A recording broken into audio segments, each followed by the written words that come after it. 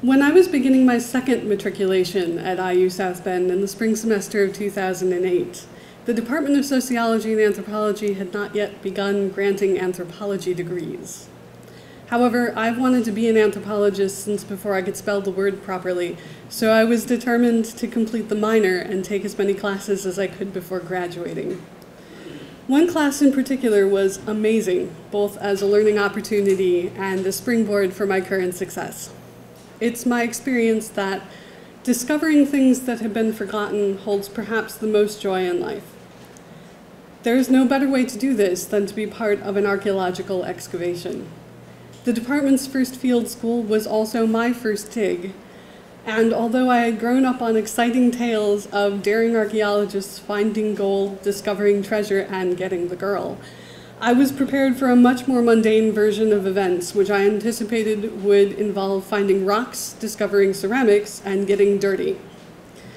I was lucky, though. With careful instruction from my professor, J. van der Veen, I did discover my fair share of rocks, pottery, and considerably more than my fair share of dirt. But I also found gold. Specifically, I found a small gold hat pin, which would be the basis of my first co-authored scholarly paper.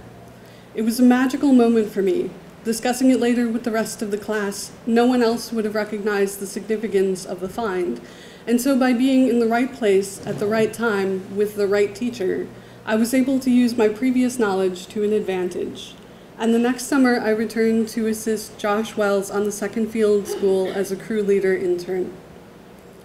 With recommendations from both professors and a deep love and understanding for urban archaeology and the drive to continue, I was able to earn a master's and begin a PhD, and my current work combines these passions and is unique within the discipline.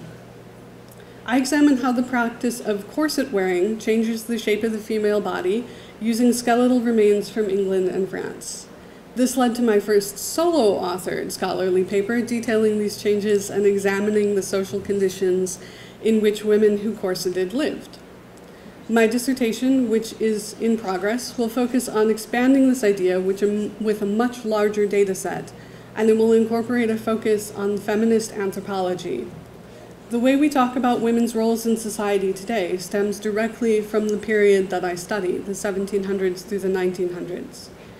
Beginning with the social upheavals of the Enlightenment period, one sees women take on a much larger public role, adapting to new industrial jobs, new scholarly and professional opportunities, and eventually the decrease of popularity of the corset and the increase in less restrictive clothing options. Along with these changes came the potential for social disapprobation and occasional censure.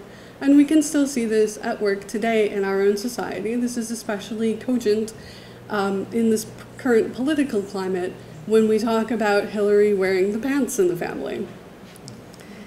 This work is very relevant to our current time.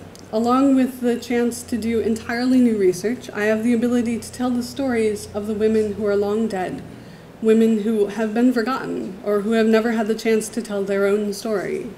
I can demonstrate their relevance and briefly give them life again by examining their bones and reading words from their time.